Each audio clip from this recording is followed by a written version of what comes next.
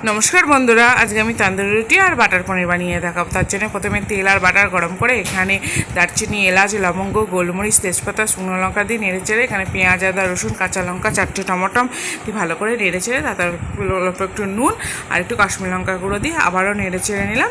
এখানে ভিজিয়ে রেখেছিলাম 10-15টা ভাঙা কাজু, সেই কাজুটা এখানে দিয়ে আবারও নেড়ে চেড়ে নরম করে নিতে হবে। নরম করে মশলাটাকে ঠান্ডা করে নিয়ে মিক্সিতে পেস্ট করে নিতে হবে। ঠান্ডা করেই পেস্টটা করো দিয়ে এবার ছাঁকনাতে ভালো করে মশলাটা ছেঁকে নিতে হবে। এবার ওই কড়াইয়ে আবার তেল আর বাটার দিয়ে সেখানে আমি আবার পনিরের টুকরোগুলো দিয়ে সেখানে নুন আর কাশ্মীরি লঙ্কা গুঁড়ো দিয়ে হালকা করে ভেজে তুলে রাখতে হবে। ওই কড়াইয়েই আবার তেল আর বাটার দিয়ে নিতে হবে।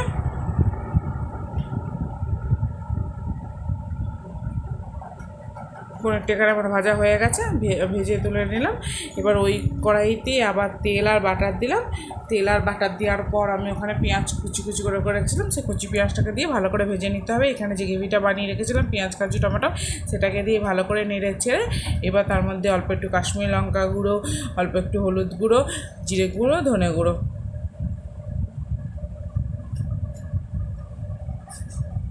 আর অল্প সামান্য একটু নুন দিও। সব কিছুতেই নুন দিয়ে আছে, নুনটা একটু দেখে দিও।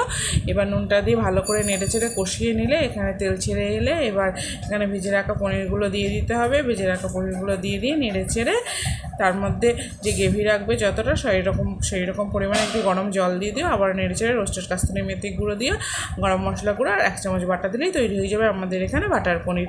এবার রুটির জন্য হালকা একটু গরম জল, যতটা তুমি গরম নিতে পারবে সেরকম হালকা উষ্ণ গরম জল, তার মধ্যে একটু 2 চামচ চিনি আর এখানে ড্রাই ইস্ট দিয়ে দিলাম। এবার আমি এখানে 10 মিনিটের জন্য ঢাকা দিয়ে রেখে দেবো। এবার 2 কাপ ময়দা, তার মধ্যে সামান্য একটু নুন আর একটু সাদা তেল দিলাম।